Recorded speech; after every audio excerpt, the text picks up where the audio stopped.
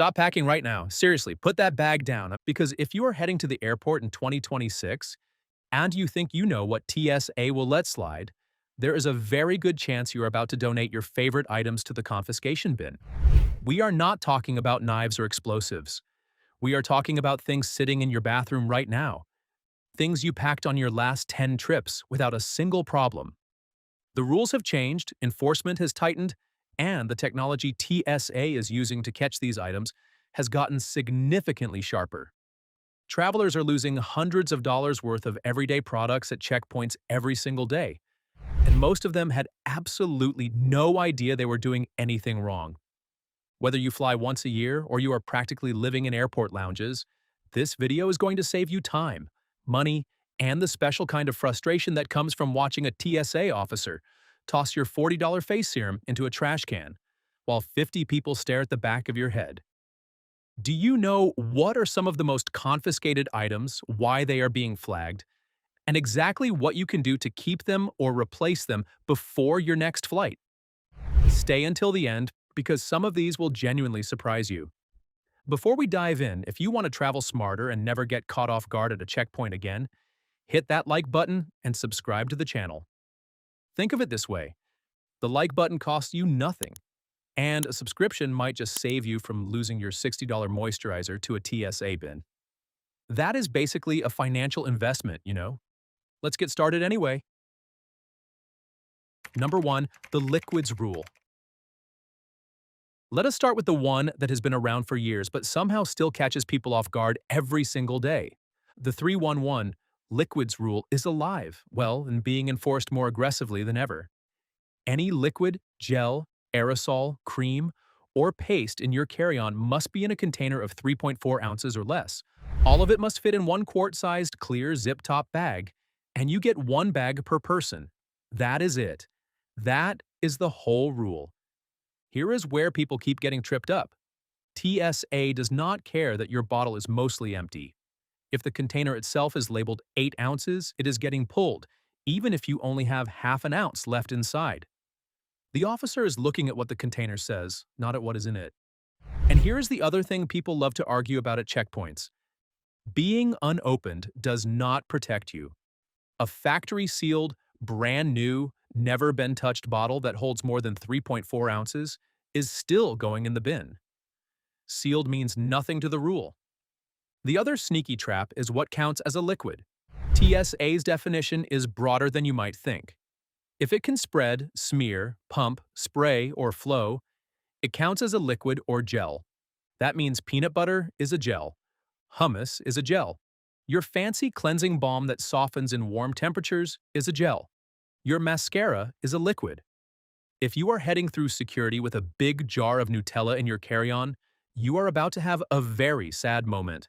Stick to solid alternatives when you can, and pack anything over 3.4 ounces in your checked bag. Number 2. Aerosol deodorants and spray products. This one is catching people off guard more than almost anything else. Aerosol deodorants are banned from carry-on luggage, even ones marketed specifically as travel-friendly. TSA has increased enforcement on pressurized containers because of risks related to leakage and flammability in the cabin environment. If your deodorant comes out of a spray can, it needs to either be 3.4 ounces or under and fit in your liquids bag, or it goes in checked luggage. Stick deodorants and roll-ons are completely fine and do not count against your liquids allowance.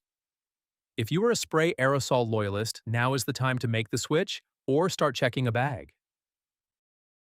Number 3. Powders. Powders have their own separate rule that trips up a surprising number of travelers. You can bring powdery substances in your carry-on, but anything over 12 ounces needs to go in a separate bin for X-ray screening and may be subject to additional testing.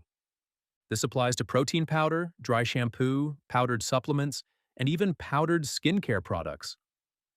TSA agents are authorized to open containers, swab them for trace explosives, or confiscate them if they cannot be verified. The safest play is to pack large quantities of powder in your checked bag and keep only small amounts in your carry-on. Number 4.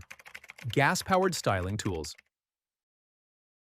Here's a newer one that a lot of travelers do not know about yet. Cordless curling irons and flat irons that run on butane or gas cartridges are now prohibited in checked baggage. This rule has been tightened this year following several in-flight incidents involving lithium batteries and flammable materials overheating in the cargo hold. The concern is real. A gas cartridge igniting in an unpressurized cargo hold is not a minor inconvenience. It is a serious safety event. You can still bring these tools in your carry-on, but they must have a secure safety cover to prevent accidental activation. Spare gas cartridges for these tools are not allowed in either bag. If you travel with a gas-powered styling tool regularly, get in the habit of packing it in your personal item or carry-on, and leave the spare cartridges at home. Number 5. Lithium batteries and power banks. Lithium batteries continue to be one of the most regulated categories at security in the present day, and the rules are very specific. Spare lithium batteries, portable chargers, and power banks must be in your carry-on, not your checked bag, period. The concern is fire risk. A lithium battery that overheats or short circuits in a pressurized cargo hold with no one monitoring it is extremely dangerous. TSA and the FAA have both doubled down on this rule. If a screener finds a power bank in your checked luggage, it will be removed. Oversized power banks are also now restricted. So if yours has a very high capacity rating, check TSA's current guidelines before you fly. Electronics that are powered off and cannot be turned on when requested by a TSA officer will also not be permitted through the checkpoint. Number 6. Vape pens and e-cigarettes. Vape pens and e-cigarettes must be in your carry-on only. The policy has been updated to prohibit any liquid-filled vape device in carry-on luggage, even if the liquid volume is under 3.4 ounces. These devices are entirely banned from checked baggage due to battery fire risks. If you travel with a vape, it needs to be in your carry-on, empty and properly stored. Any device found in checked bags will be confiscated. Number 7. Multi-tools, knives, and replica weapons. TSA has tightened enforcement on multi-tools and folding utility knives significantly.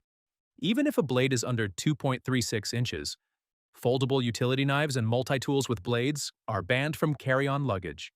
If your keychain has a small knife attachment on it, it is not getting through.